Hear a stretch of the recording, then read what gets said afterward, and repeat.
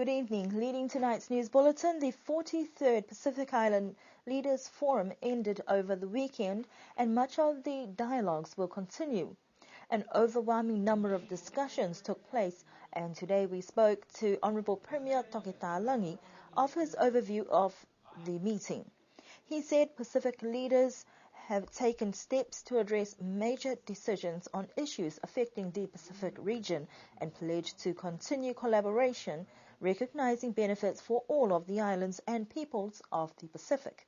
I thought the discussions were very fruitful and very positive. I was very happy with what we had gone to the Cook Islands to achieve for Niue in the regional context. That's in relation to fisheries, climate change, and youth employment. I'm pleased that those particular issues were given some prominence in the discussions we had with the leaders, and also given some mandate to allow us to move forward on those particular things. In the fisheries, I think it was important that we link the issues with respect to the treaty, for example, with the visit of Secretary Clinton. And I thought that was well done. The leaders decided. They had 3 spokespeople that we had appointed to put our case to the Secretary. Prime Minister of Papua New Guinea reminded us at the meeting that I had, in fact, made the point to Clinton in November last year that we wanted $100 million bottom line for the treaty funding for access. But also there was a need for us to talk to the Americans about, and to her in particular, about utilising the assets they have to help us provide surveillance and management of the resource, because there's too much illegal fishing going on at the present time. And we needed to ensure that thing. With respect to youth employment, I think everybody is in the same boat, that we have tended to focus our attention on the training of those people who want to. But it's more to do with those students who leave school who don't want to go any further training at this particular point in time. They just want a job.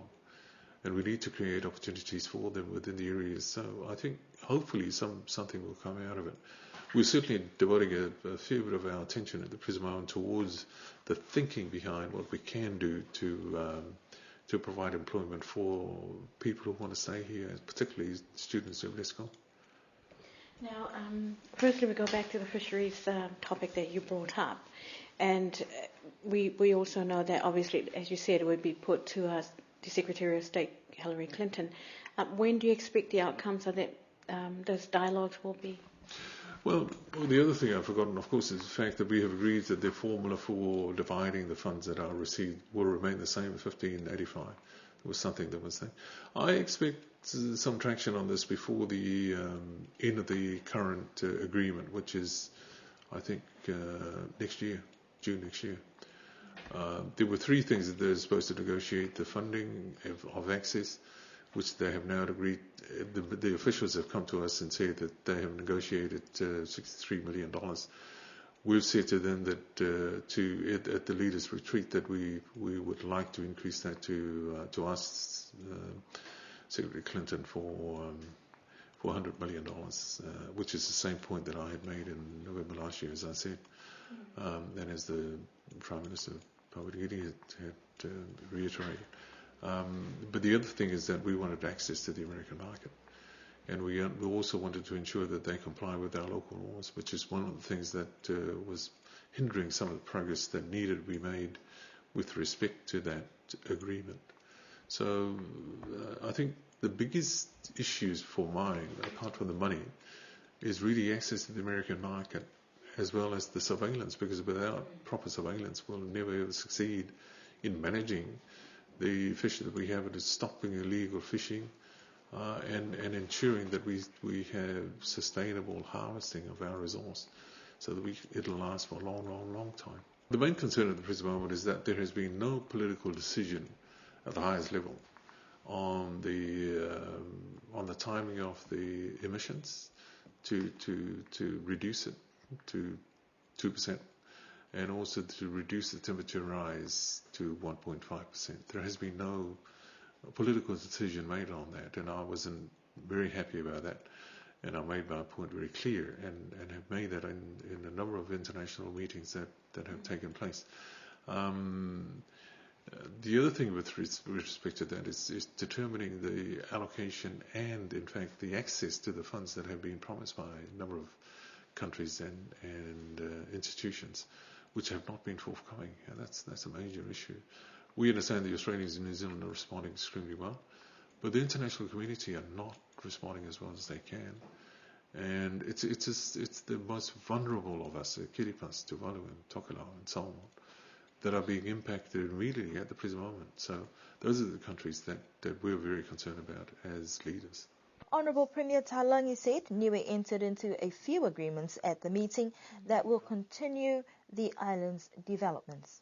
We signed an agreement with India for diplomatic relations. We signed an agreement with New Zealand for tax exchange. Those are the only two that I can. And we also signed the boundaries, sea boundaries between ourselves and the Cook Islands. The Prime Minister of the Cook Islands and myself both agreed that I had given Niue to the Cooks, and they've given us Cook Islands, Rarotonga. So there you go.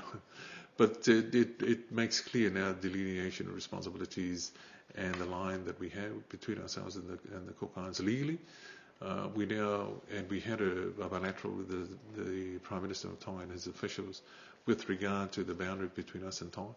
We have agreed that we will progress that as quickly as possible, and hopefully we will be able to get that done as well. And then finally, the international boundary between ourselves and international waters south of us will be finalised so that we can launch our title, if you wish, for all the seas surrounding us with the UN Council for the legal status of what we are. The next Pacific Island Leaders Forum will be held in the Marshall Islands next year, and we will bring you more coverage of the interview with Honourable Premier Toke Talangi on Thursday evening. Villagers who held elections for village council seats last month will start their oath of allegiance this week. Tuapa Village will start off first with theirs this week. Last month, 5 villages held elections to determine their councils: Alofi North, Makefu, Tuapa, Higdavake and Toi. Seats in some villages were not filled with the required number, which will mean a by-election. That has yet to be determined by the Clerk of Assembly. The new regulations for village council seats is that all villages require 5 members to form a council, whether their constituency is large or small. Entrepreneurship and vision goes a long way, and that is what one local businessman has taken on board with the development of a commercial-scale poultry farm that aims to produce eggs at an affordable price. Months of planning and personal investment of just over $17,000 has gone into importing over 600 chicklings and the development of the farm area, fencing and chicken shed. We caught up with Willie Saniteli to find out more about this venture. I had a mate from New Zealand that was up here. I had a good talk to him about chickens, and I think it took us about 3 months reading up what's got to be done and all that sort of stuff before we get into the process of getting the chicks up here. The first week is critical. The temperature of the place here has got to be at a certain level, so that's why we set all these lights up. And if you look through the whole thing here, we've got a thermostat that tells us what the temperature is down the bottom. And if it gets too cold or too hot, we raise the heat shield down there. And that's how it works. Willie says that the cost will be recovered over time, and on top of that, it is a costly operation, but using innovative inventions will hopefully cut down costs using resources easily found around the home. If you look at it, the feeds we got for the chickens are very expensive. And we just don't have enough money to spend on buying all these special gadgets for building the fence, like you see, and building the drinks for them. And me and my mate just sit down and have a look around. We got this piece of pipe down the road and fiddle around with it, and this is what it comes out. The most important part is do your homework, because it's all there on the internet. Sit down, read it, and if you think you can do it, go and do it. At the end of the day, what I'm doing now, the consumer going to be the winner. So if somebody comes into the scene, and I'm hoping in my heart that I can sell a dozen eggs for about $5-6. If I can do it like that, and then somebody come into the scene and undercut me, well, yeah, that's what business is all about. It's a challenge. While the chicks are being reared in a sheltered location for the next 2 months, the survival rate, according to Willie, has been quite good, with minor losses of just about 4 chicks so far.